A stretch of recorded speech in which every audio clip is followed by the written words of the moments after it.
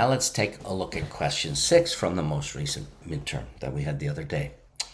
Okay, so question 6 was we get proton NMR and a mass spectra for a compound. We're given the molecular formula, C4H14O3, and we have some instructions. Calculate U, that is the unsaturation number. Propose a structure. We have to propose a structure. We've been given an NMR and a mass spec. We're also given the molecular formula, so we should be able to handle this. Propose a structure, assign the signals on the NMR, use A, B, C, D, E, and F, and look at this. We've been supplied. We've listed the signals up there and already labeled them, so that's nice. And draw the ions responsible for the indicated peaks on the mass spec, and we have 5 of them here. I already know what this one is. I know it's the molecular ion because it turns out that 158 is the mass for that molecular weight. So we kind of know that one once we figure it out. And look at this. Dr. Banks put proposed structure right here. So once I'm sure of my structure, I'm going to put it right there just to make it easy for him to mark. Because if we make it easy for him to mark, he'll be in a good mood and probably he'll mark easier than if I make it real messy and make him really work hard to mark my problem. Okay, so let's just move down now. Oh yes, calculate U. You can calculate U. It's going to equal 2.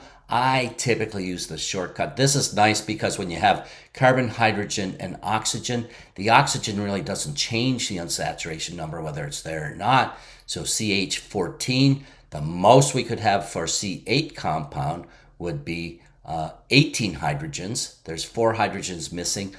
I know that our unsaturation number is 2. We can also use that formula that we learned, but our unsaturation number is 2. And I'm just going to put it right up there so we don't forget. I've now moved this down because I'm just going to work with the NMR. I find that the NMR just gives so much information. We can often solve the structure just by using the NMR. Okay, so what do I do with my NMR? I have a proton NMR. I see that I have these 6 signals. The first thing I do, I just make an assumption. If I do an integration, and my integration is for 2 protons, I'm going to assume it's a CH2.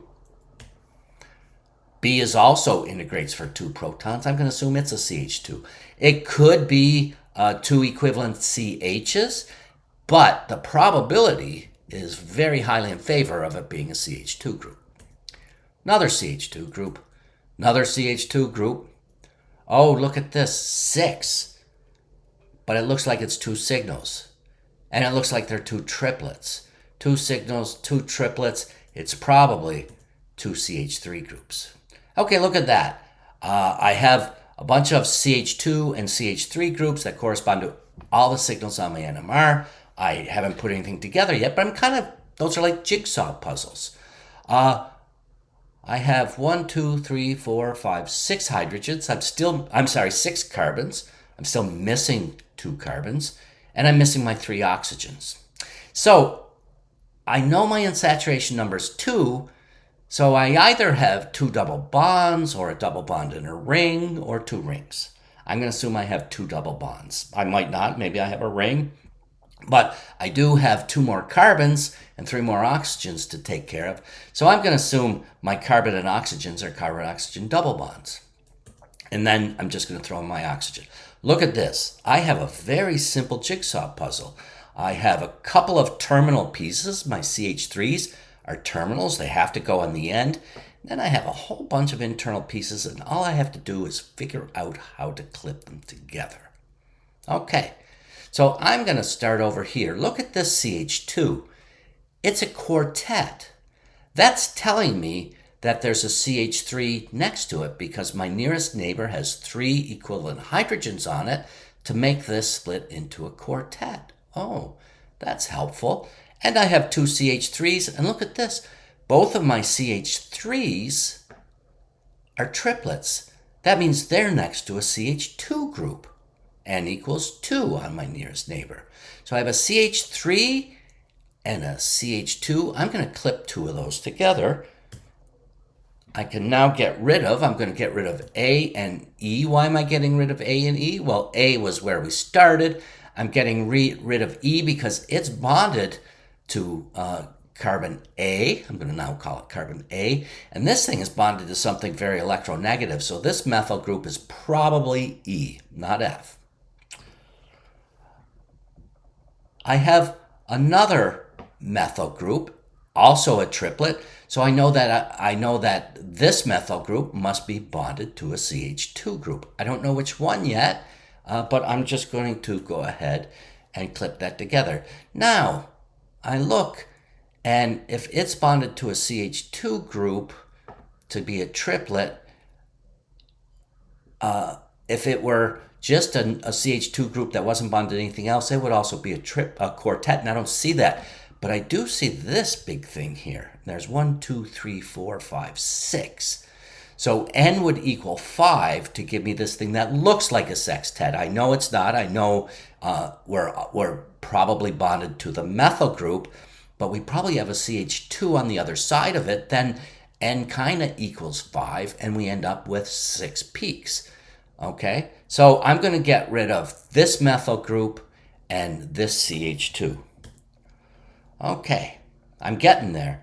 I'm making my fragments bigger. I'm solving this jigsaw puzzle. And I haven't even looked at the mass spec yet. Okay, I am going to assume that this must be bonded to an oxygen, and probably the oxygen of an ester to be way down there past 4 parts per million. So I'm just going to assume that that CH2 is bonded to an oxygen, and that oxygen is bonded to a carbonyl group. So I can get rid of one of my carbonyls and my oxygen because I'm pretty sure I have an ester. I'm looking at this, and we see a signal down here. It's a singlet. It's bonded to something pretty electronegative. But here we have one that's out about 2.5. That's probably our CH2 group bonded to another CH2 group. And it must be next to a carbonyl group. So I'm going to put that other carbonyl group and a CH2 group onto my other methyl group. Look at this, and I can get rid of all of those. Look at this. Now I only have 3 pieces left, and not only that, I've turned them into 2 terminal pieces and an internal pieces. I think I solved my structure. So how are we going to do this? Well, let's go down. Look at that. We had a place, says proposed structure. So I put my structure right there, and it's right above my spectrum. So I can now go ahead and make my assignments, okay? So we already decided that this was a methyl group, and it was bonded to here. So we know where A and E go.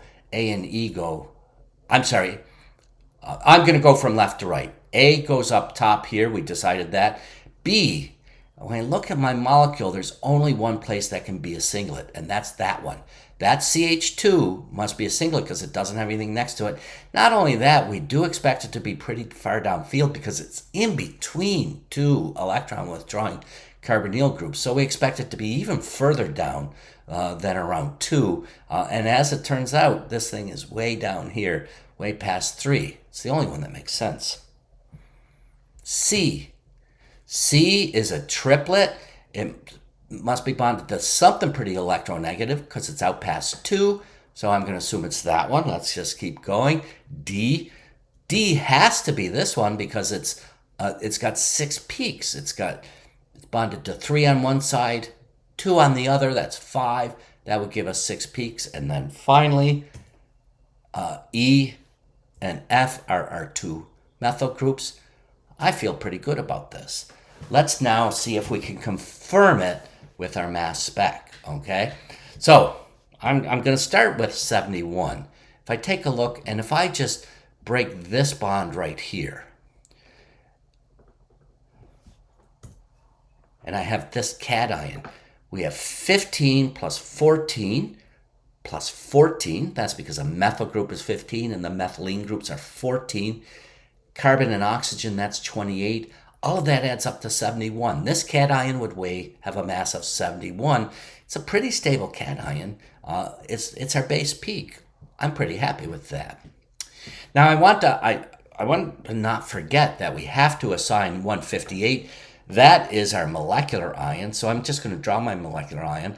I'm drawing it specifically in this conformation because we're going to see where that comes to play later, okay? But don't forget, it told us to draw the ions responsible for the indicated peaks on the MS. That's one of the indicated peaks.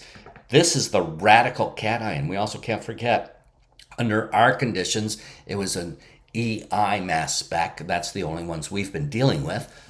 So we have a radical cation. We knock the electron out of the original molecule. We can detect that radical cation. Let's go back to 113. Look at that. We broke this bond, okay? Maybe we can break this bond in such that way that we get a radical, which we don't see, and this cation and that cation would have a mass of 113. You can add it up. You'll find that to be the case. We can also break this between these two bonds, spit off a propyl radical and this cation. This cation looks a lot like this cation at 115. We see it at 115. The only one we have to worry about is 130. 130 is kind of special because it's an even number. So it must be a rearranged fragmentation to form another radical cation.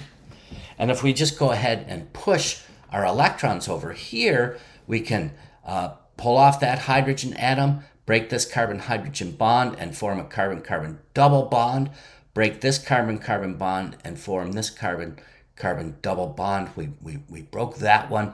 All of those things lead to this over here, and we spit off a molecule of ethene, CH2 bonded to CH2 with double bonds. That we don't see it, and this is our peak at 130. Okay, so look how simple that was. We formed our structure. We were able to make assignments that made sense.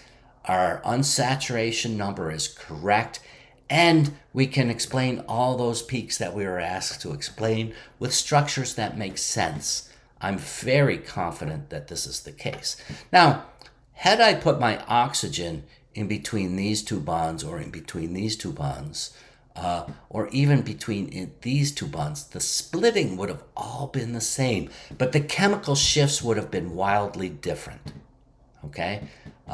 So I have a little bit more knowledge than you folks, and I was able to make some sense out of those chemical shifts and come up with this, but it wasn't that hard.